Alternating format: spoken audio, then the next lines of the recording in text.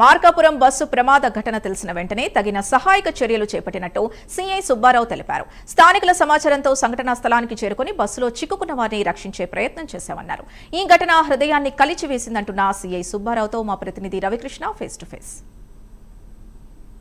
ఏదైతే మార్కాపురంలో జరిగినటువంటి హృదయ విదారకమైన యాక్సిడెంట్ ఏదైతే ఉందో ఆ యాక్సిడెంట్ కి సంబంధించి మొట్టమొదట మార్కాపురం సంబంధించిన సిఐ తెలుసుకోవడం అక్కడికి రావడం అనేది జరిగింది. ఆయన వచ్చి చాలా సహాయక చర్యలు కూడా చేసినట్టు అక్కడ ఉన్న స్థానికులు కూడా చెబుతున్నారు. ఆయన మనతో పాటు ఉన్నారు. సార్ చెప్పండి, మీకు అసలు ఇన్ఫర్మేషన్ ఎలా వచ్చింది, వచ్చిన తర్వాత మీరు ఎలా సార్? ఎగ్జాక్ట్లీ 6:04కి నాకు ఇక్కడ వెళ్తున్న ఒక అతను మహేష్ అనే అతను ఇట్లా ఒక 2 వెహికల్స్ ట్రావెల్ బస్ అని టిప్పర్ గుద్దుకుని ఫైర్ యాక్సిడెంట్ అయింది సార్. అప్పుడిప్పుడే ఫైర్ స్టార్ట్ అయింది. ఇమీడియట్ గా నేను ఇక్కడికి 6 minutes అంటే 7 minutes లో ఇక్కడ వచ్చేయడం జరిగింది.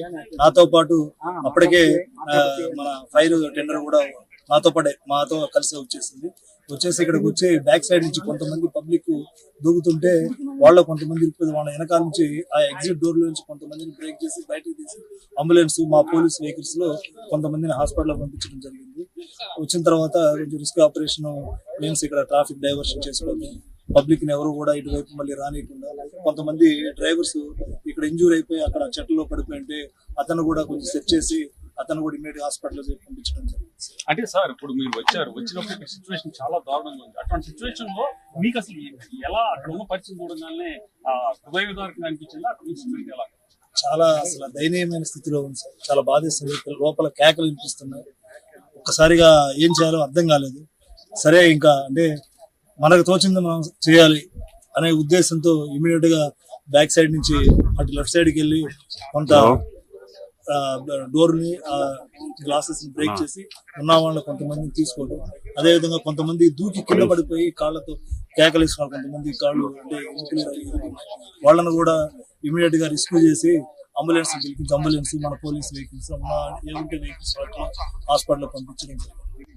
సార్ ఇప్పుడు మీరు వచ్చేటప్పుడు మీరు ఒక్కలుగా వచ్చారు, మీతో పాటు మహాంగా ఉంటే మెన్ ఉంటే ఒక 2-3 ఉంటారు. తర్వాత మీరు ఫోర్స్ ని పిలిచిన తర్వాత ఎంతమంది వచ్చారు? వాళ్ళని ఇక్కడ ఇబ్బంది పడుతున్న వాళ్ళని ఎలా తీసుకెళ్ళారు?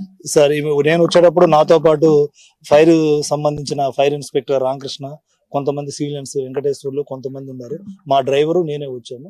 వచ్చిన తర్వాత ముందు వాళ్ళని తీసుకున్న తర్వాత ఇమీడియట్ గా మా డిఎస్పీ గారికి, మా గౌరవ ఎస్పీ గారికి చెప్పగానే ఎస్పీ సార్ ఇమీడియట్ గా లోకల్ గా ఉన్న చుట్టుపక్కల నైబర్ ఉన్న పోలీస్ స్టేషన్ ఎస్ఐస్ ఇన్స్పెక్టర్స్ అందరినీ పంపించి విత్ ఇన్ 7 o'clock కల్లా బాడీస్ ని అన్నింటినీ కూడా ఎక్కడ ఏమీ లేకుండా మొత్తం అంతా కూడా హాస్పిటల్ షిఫ్ట్ చేసి ఇక్కడ ఎటువంటిది ఏమీ లేకుండా చేయడం జరిగిందండి. చాలా ఫాస్ట్ గా చేశాం. Thank you.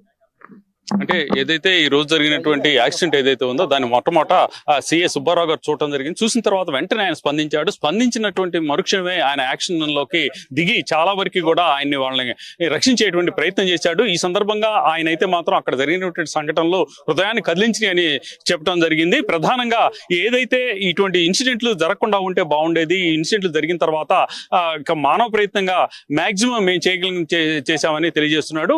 స్థానికంగా ఉన్నటువంటి ప్రజలు ఎవరైతే ఉన్నారో సిఐ సుబ్బారావుకు చేసినటువంటి ఏదైతే సహాయాన్ని మాత్రం ప్రతి ఒక్కళ్ళు కూడా అభినందిస్తున్నట్లు తెలుస్తుంది.